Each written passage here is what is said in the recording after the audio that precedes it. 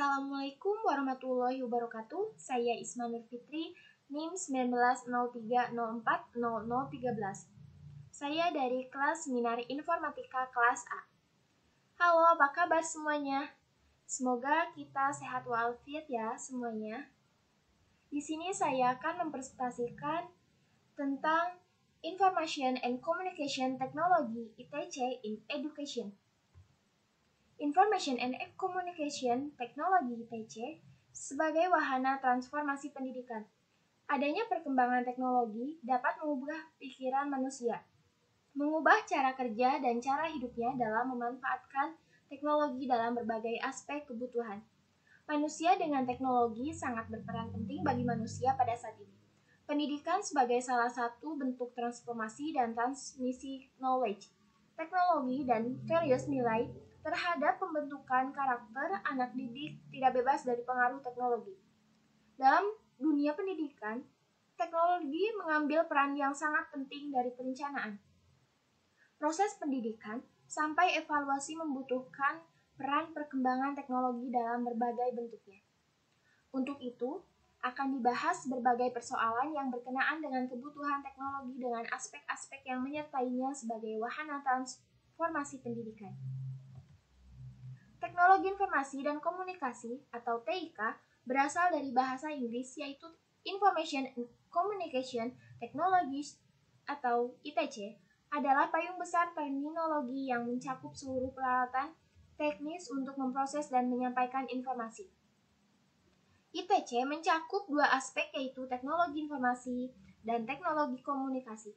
Teknologi informasi meliputi segala hal yang berkaitan dengan proses, penggunaan sebagai alat bantu, manipulasi, dan pengelolaan informasi.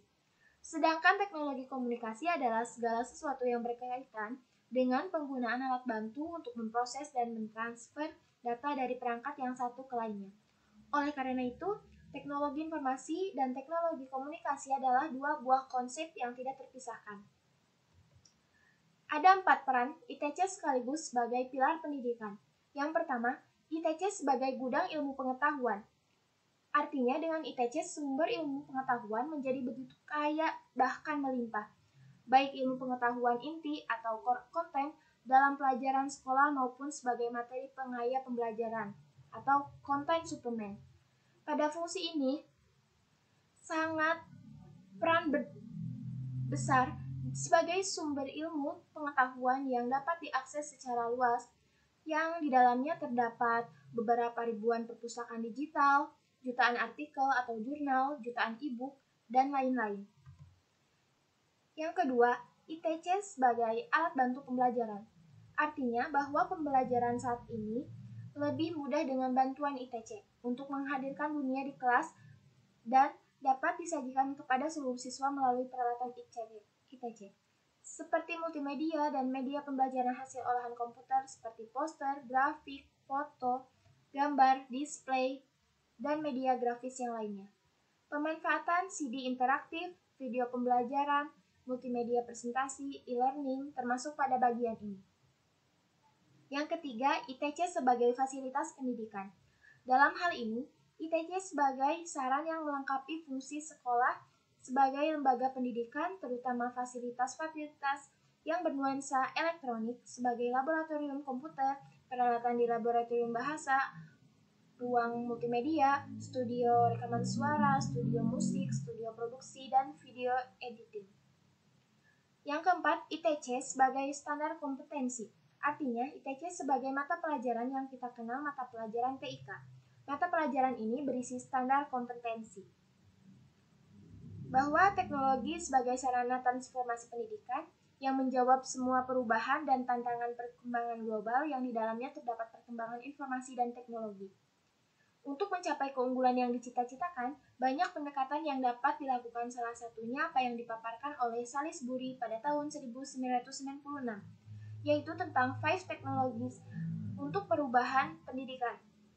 Teknologi ini sudah banyak diterapkan dalam dunia bisnis dan menjadikan kegiatan bisnis menjadi lebih kompetitif dan siap terhadap perubahan.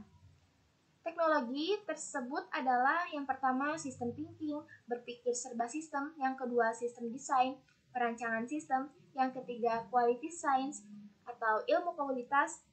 Yang keempat, change management, manajemen perubahan. Yang kelima, instruksional teknologi atau teknologi pembelajaran.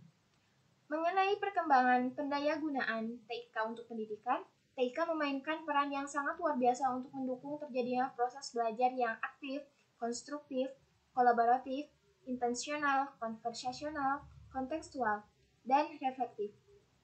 Pemanfaatan TIK sendiri, UNESCO pada tahun 2002 mengelompokkan level pemanfaatan TIK di sekolah.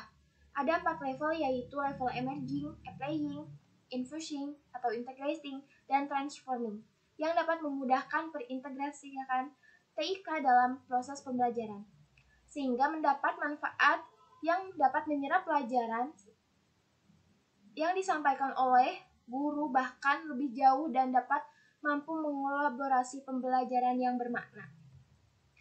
Sumber jurnal yang saya rujuk terdapat dari K. Rateswari, Department of Value Education, Tamil Nadu Teacher Education University, Chennai pada 97, Tamil Nadu, India.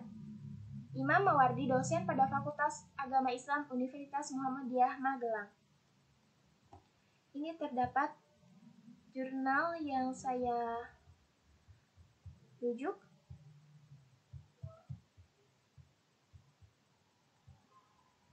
Seperti ini. Baik, terima kasih. Presentasi dari saya, mohon maaf bila ada salah kata. Wabillahi taufiq wal hidayah. Wassalamualaikum warahmatullahi wabarakatuh.